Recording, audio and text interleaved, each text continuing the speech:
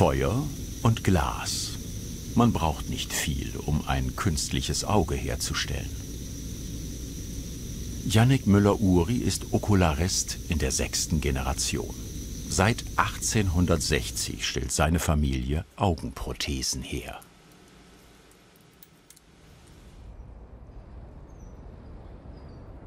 Es ist immer wieder ganz toll für uns, wenn wir den zufriedenen Patienten sehen. Und gerade bei Erstanfertigungen kommt es da durchaus auch mal zu Tränen, wenn die Patienten sehen, dass praktisch wieder ihre Gesichtsharmonie weitestgehend wiederhergestellt ist. Es ist ein Handwerk, das sich in den letzten 100 Jahren kaum verändert hat. Nur ganz wenige beherrschen die Kunst, ein Glasauge herzustellen. Neben Fingerspitzengefühl gehört auch viel Einfühlungsvermögen zu diesem Beruf.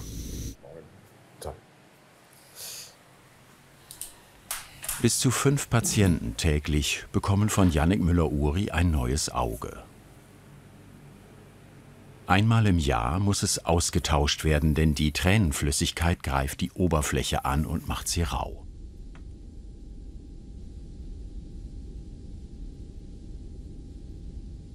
Als erstes gleicht er die Augenfarbe mit der alten Prothese ab. Die Farbe hier von unserem Patienten, das ist so eine gesunde Mischung aus Blau und Grau. Die Farbe ist schon anspruchsvoll, dadurch, dass sie leicht eingetrübt ist, aber wir haben Möglichkeiten, das passend nachzuarbeiten.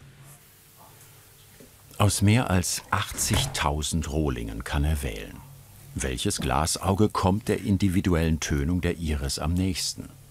Immer wieder vergleicht er die alte Prothese mit den vorgefertigten Glasaugen und sucht schließlich ein passendes aus.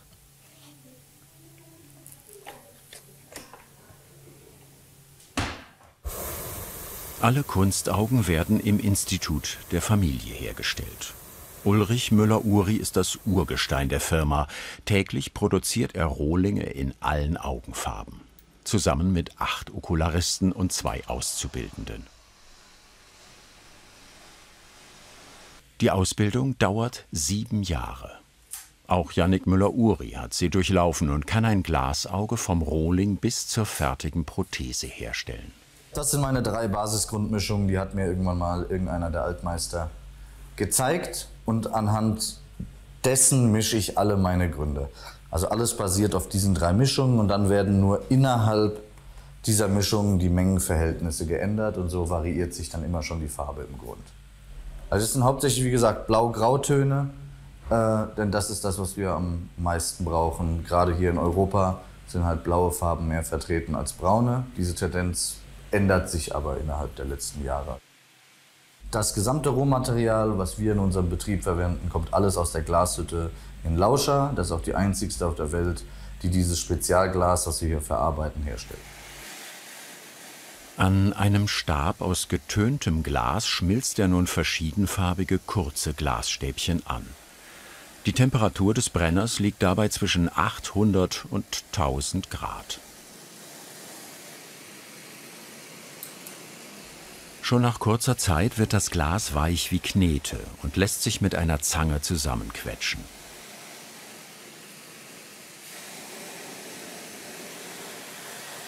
Nun schmilzt er einen zweiten Glasstab, sozusagen als Griff an die Stäbchen, und beginnt, sie durch ständiges Drehen zu vermischen.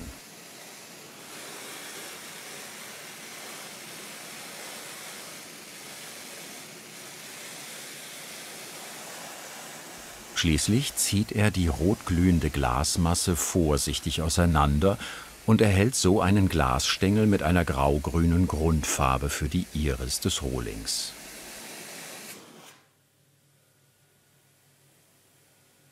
Doch bevor es an den Augapfel geht, muss er noch weitere Farbstängel herstellen.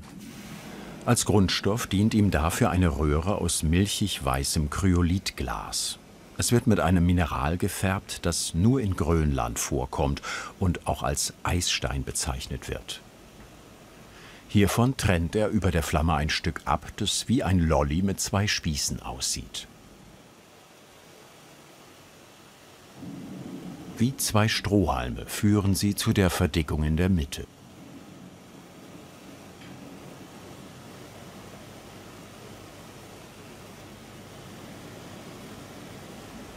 Durch eines der Röhrchen saugt er nun Luft heraus, sodass die Kugel in der Mitte zusammenfällt und aussieht wie ein flach gelutschtes Bonbon.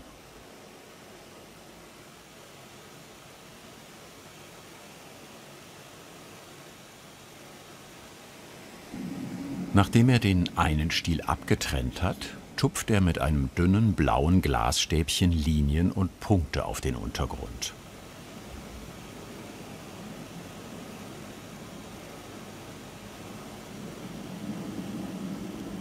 Dann presst er alles wieder zusammen und bringt zur Bearbeitung einen Stiel aus Kristallglas an.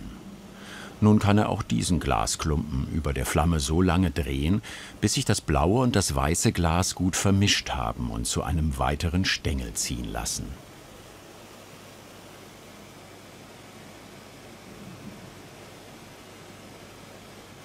Also ich habe gerade eben blaues Fett gemischt. Das verwenden wir, um das Augenweiß beim Patienten dunkler einzutönen und ein bisschen gräulicher wirken zu lassen.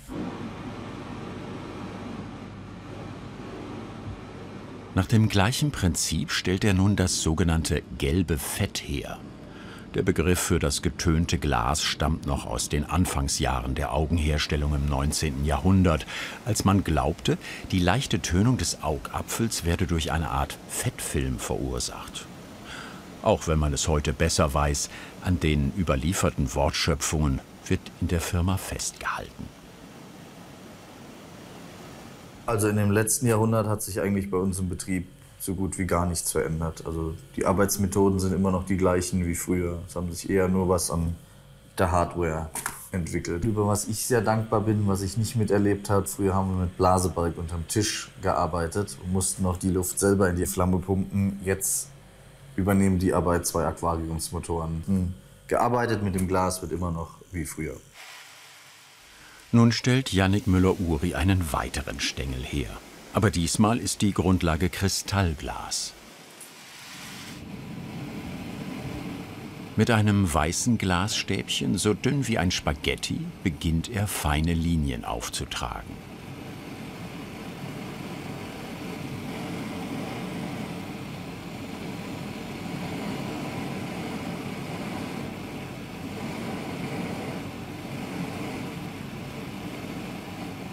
Dann kommt noch etwas blaues Glas dazu.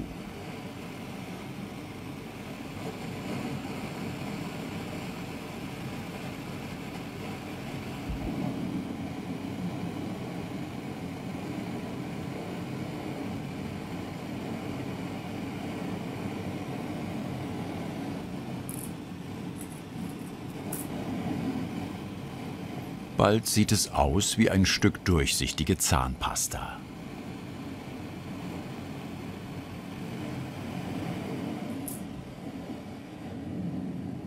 Nun erhitzt er das Ganze, bis es weich genug ist, um es zu bearbeiten. Dafür schmilzt er einen zweiten Stiel aus Kristallglas an.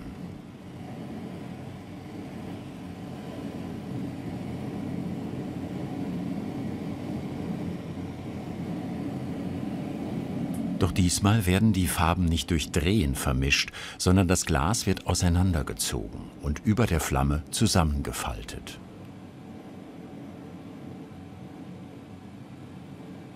Das war jetzt sozusagen das erste Falten davon. Und das wird ja jetzt, je nachdem wie fein, wie dünn ich die Fäden haben will, zwischen 2 bis 4 oder 5 Mal wiederholt. Jetzt geht es halt immer darum, das hier auch zusammenzudrücken ein bisschen, damit das eine gute Haftung hat, damit keine Luft dazwischen ist, weil Luftblasen sind immer unser schlimmster Feind. Dadurch drückt man das Glas ein bisschen an, um die Luft, die sich möglicherweise dazwischen gefangen hat, rauszudrücken. Und dann ist es ganz wichtig, die Enden von dem Glas, dass man die ein Stück nach vorne zieht und wirklich alle Fäden erwischt, damit alle Fäden gleichmäßig werden. Wenn wir jetzt einen Faden hierbei wegrutscht, dann zieht er sich beim Auseinanderziehen nicht mehr gleichmäßig dünn, und würde dann viel intensiver in dem Stängel stehen bleiben,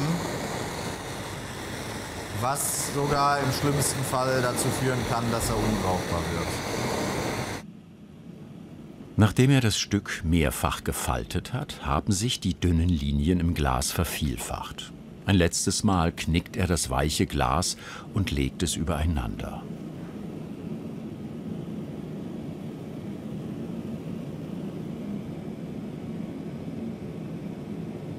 Mit Hilfe eines Kristallstabes kann er es jetzt auseinanderziehen und dabei vorsichtig drehen.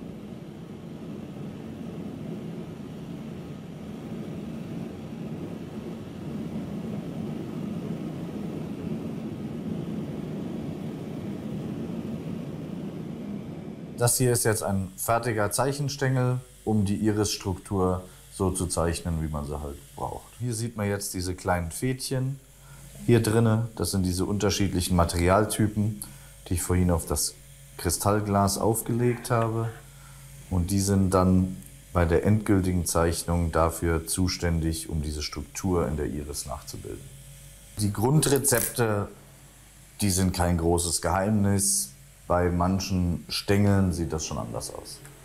Da gibt es eher was ein bisschen geheim gehalten wird, ein paar mehr Tricks, ja, die jeder sich aber auch selber rausarbeitet. Wir haben Stängelbücher, wo unsere Rezepte drinstehen, die hier intern im Umlauf sind. Jeder hat seine eigenen Stängel und die hütet er wie sein Augapfel. Für den Rohling aus Glas trennt Yannick Müller-Uri nun ein weiteres Stück von der Kryolithröhre ab. Wieder lässt er zunächst an beiden Seiten einen Spieß für die Bearbeitung dran.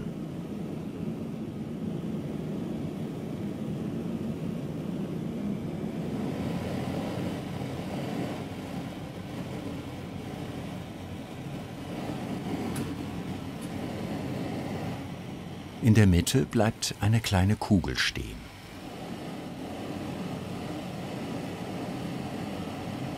Jetzt kommt der erste Unterschied zu vorhin. Jetzt wird halt gleich nicht die Luft rausgesaugt, sondern das Ganze halt zu einer Kugel aufgeblasen.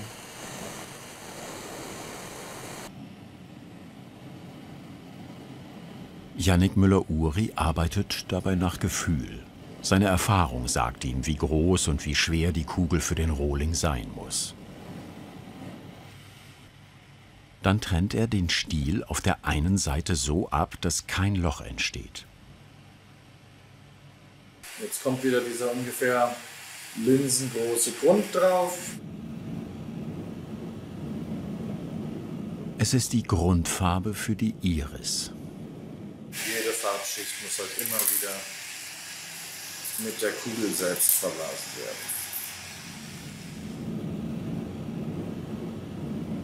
Dadurch entsteht eine extrem glatte Oberfläche. Das ist wichtig, damit sich später die Tränenflüssigkeit gut verteilt und die Prothese nicht reibt.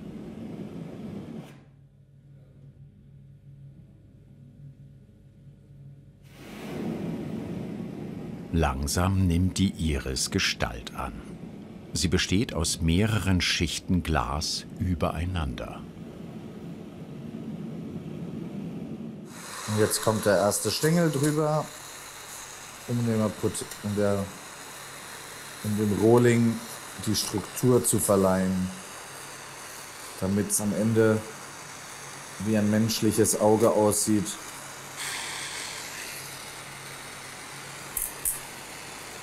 Das Ganze wiederholen wir nochmal mit einem zweiten Stängel, um ein bisschen Farbvariation reinzubringen. Weil am Ende soll ja alles in der Mitte zusammenlaufen, damit man halt sozusagen am Ende ein Zentrum hat, wo ja dann auch am Ende die Pupille reinkommt.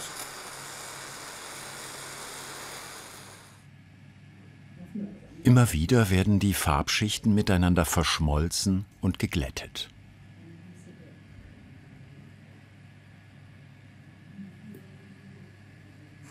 Jetzt kommt das Pupillenschwarz in die Mitte. Dafür braucht es eine extrem ruhige Hand und Augenmaß.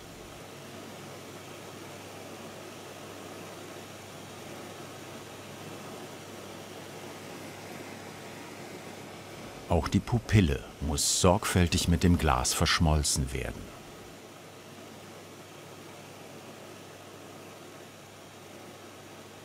Der Rohling ist nun fast fertig, doch es fehlt noch etwas, um ihn echt wirken zu lassen.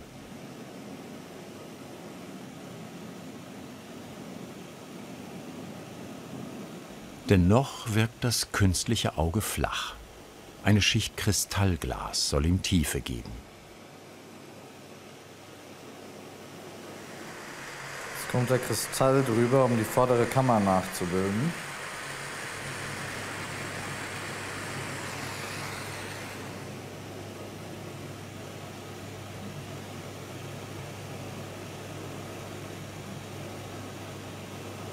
Vorsichtig löst Jannik den Kristallstab ab. Dann lässt er den Rohling nach unten hängen. Der Sinn ist jetzt praktisch, dass gleich das flüssige Äußere über den leicht abgekühlten Kern gleich drüber läuft und praktisch ein ganz bisschen sich über den Kristall zieht, damit das einen sauberen Übergang gibt, der nicht zu hart ist. Nachträglich nimmt er von dem Kristall noch weg, was zu viel ist, und verbläst alles wieder miteinander. Und jetzt nochmal die ganze Kugel. Mehrere Schichten Glas hat er aufgetragen.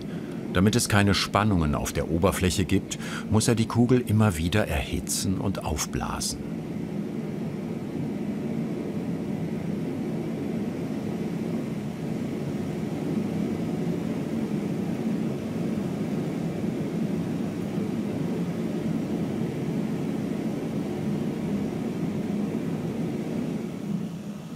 Noch ist sie durchsichtig.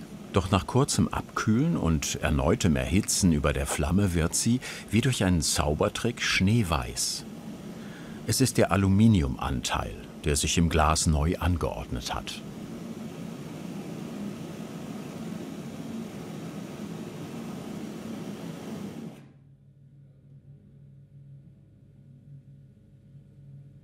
Und das hier ist jetzt der fertige Rohling. Doch so kugelrund passt er in keine Augenhöhle. Also, dass ein Glasauge rund ist, so wie hier praktisch der Rohling, das ist rein im Film so. Fluch der Karibik ist da das bekannteste Beispiel, wo es übers Deck rollt, aber das ist rein Film und Fiktion. Sowas gibt es heute nicht mehr. Die modernen Augenprothesen, und das schon seit über 500 Jahren, sind alle eher schalenförmig und keine Kugel. Also es ist gar nicht vonnöten, dass wir so viel Volumen auffüllen, dass überhaupt eine Kugel erforderlich ist. Zudem kommt auch noch, dass mit der Kugelform haben wir keine Verankerungspunkte. Wir könnten nicht kontrollieren, wie denn die Prothese drin sitzt. Die würde viel mehr rotieren. Ja? Hier bei den Prothesen haben wir verschiedene Einschnitte an manchen Punkten. Das sind Muskelgruppen, die noch in der Augenhöhle erhalten sind, und dort finden unsere Prothesen dran Halt, und das verhindert das Wegdrehen einer Prothese. Jetzt muss Jannik die passende Form für das neue Auge des Patienten finden. Die alte Prothese hilft ihm dabei, doch das ist nicht immer so, und dann wird es knifflig für den Okularisten. In diesen Kästen hier sind Modelle drin. Die sind hauptsächlich dafür da, wenn ein Patient das erste Mal zu uns kommt. Da machen wir eine sogenannte Modellausarbeitung.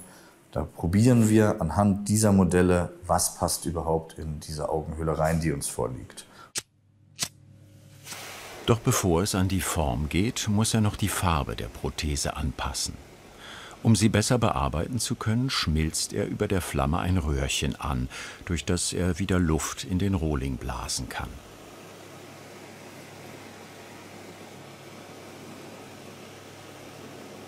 Dann wird er so lange erhitzt, bis er weich und formbar ist.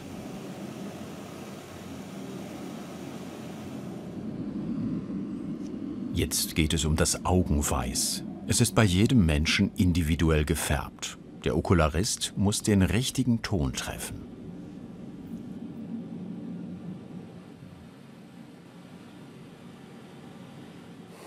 Denn der Rohling an sich, das ist doch sehr hell. und würde zu unnatürlich aussehen. Deswegen tragen wir jetzt ein bisschen blaues und gelbes Fett auf, einfach um das zu regulieren. Und danach kommt das sogenannte Adernrot, mit dem wir halt die Blutgefäße auf dem Augapfel nachbilden.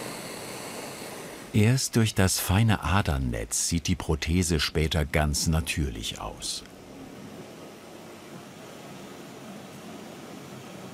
Dafür zieht Jannik Fäden aus rotem Glas über den Rohling.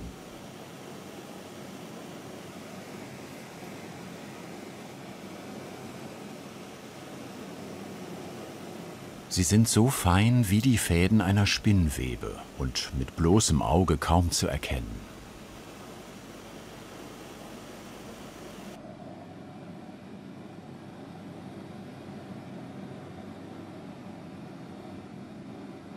Über der Flamme kräuseln sie sich auf der Oberfläche wie echte Blutgefäße.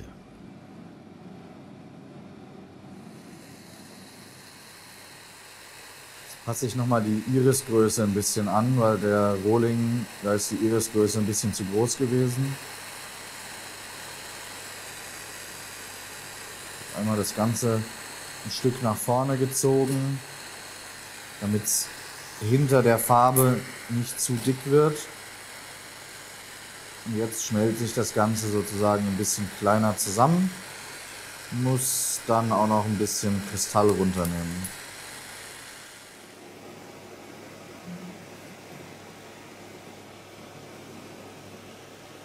Mit einem Kristallstäbchen trägt er das weiche Glas vorsichtig ab.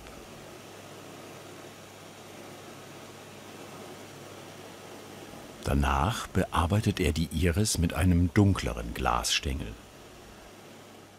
Dass wir die Farben im Nachgang noch ein bisschen in ihrer Farbtemperatur verändern können.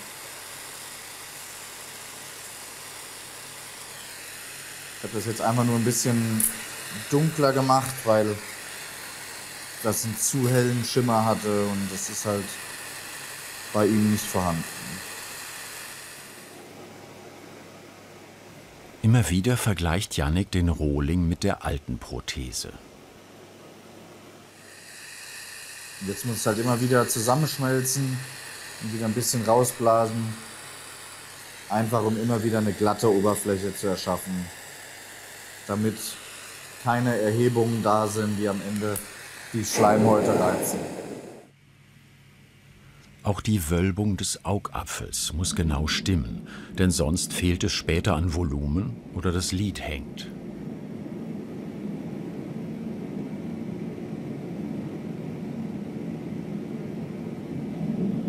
Langsam nimmt die neue Prothese Gestalt an. Jetzt muss nur noch die Form herausgearbeitet werden.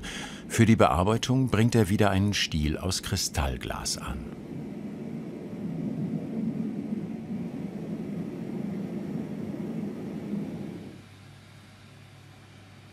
Über dem Brenner schmilzt er nun eine breite Kerbe in die Kugel. Wie Wachs lässt sich die Prothese formen.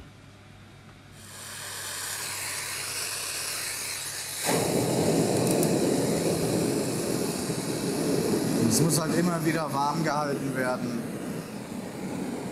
um Spannungen zu vermeiden, damit es während der Anfertigung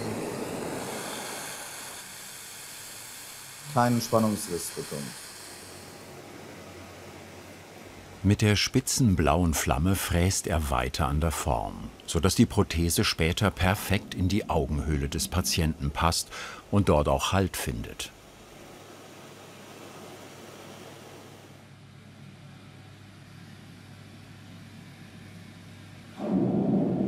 Dabei arbeitet er nicht nur nach Augenmaß. Nach jedem Arbeitsschritt kontrolliert er die Abstände von der Iris zum Rand anhand der alten Prothese und überträgt sie auf das neue Auge.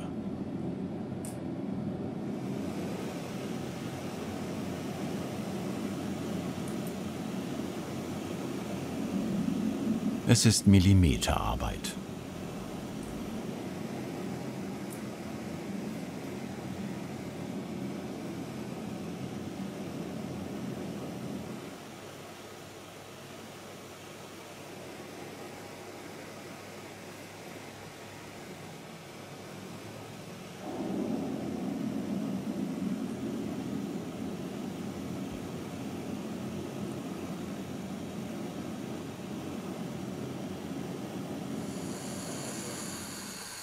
Jetzt fange ich langsam an, die Rückwand einzuziehen.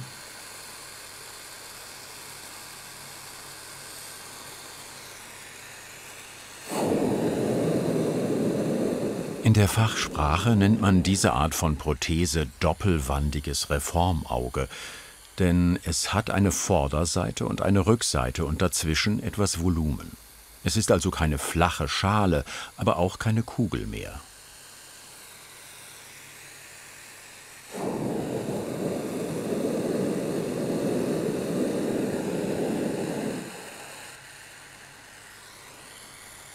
Vorsichtig beginnt Jannik nun, das überschüssige Glas abzutrennen.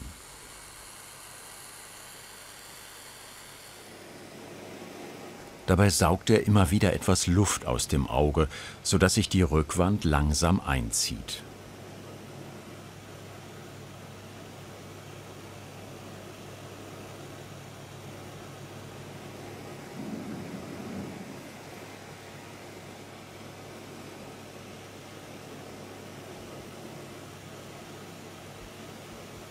Das Glas ist jetzt so dünn, dass es bei der kleinsten falschen Bewegung zerbrechen würde.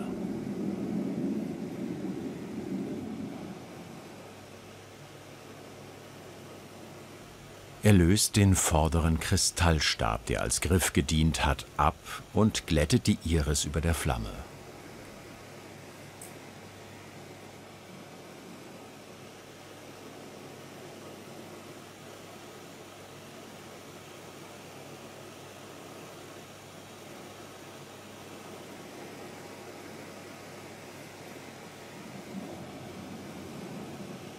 Ein letzter Vergleich passt. Auch mit der Farbe ist er zufrieden. Mit einer Dreifingerklemme, die er über der Flamme erhitzt, greift er nun das fertige Auge und schmilzt den verbliebenen Steg aus Glas vorsichtig über der Flamme ab.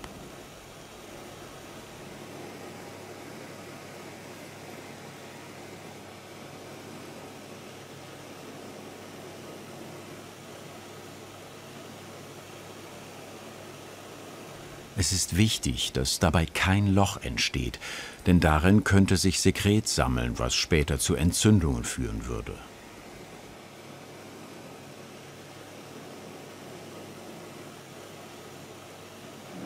Ein letztes Mal glätten über der Flamme. Fertig. Ich muss es 10 Minuten abkühlen. Das kühlt jetzt langsam mit dem Metall vom Tiegel praktisch runter, sodass die Prothese spannungsfrei wird. Wenn ich das Glas zu schnell abkühlen würde, wird es Spannung bekommen und kann dadurch brechen. Nach etwa 45 Minuten kann der Patient das neue Auge anprobieren. Ja, das geht jetzt auch viel sauberer rein. Bitte schön. Schon mal gut an. Jo, das sitzt gut. Blickrichtung stimmt, die Farbe ist toll. Fast nicht zu unterscheiden vom echten. Durch die erhaltenen Muskeln in der Augenhöhle kann sich das Glasauge sogar mitbewegen. Ja, also das ist schon sehr schön und sehr toll, in dem Beruf zu arbeiten und vor allem, wenn man die 6. Generation ist, ja. Also man hört halt auch das Feedback von den Patienten, die schon länger zu uns kommen, wie froh die sind, dass es uns immer noch gibt, und das macht einen dann schon stolz, ja. Kann man so sagen. Die Glasaugen sind so perfekt, dass selbst gute Bekannte bis heute nicht wissen, dass dieser Mann eine Prothese trägt. Fasziniert dich Handwerkskunst genauso wie uns? Dann jetzt den Kanal abonnieren und keine Folge verpassen.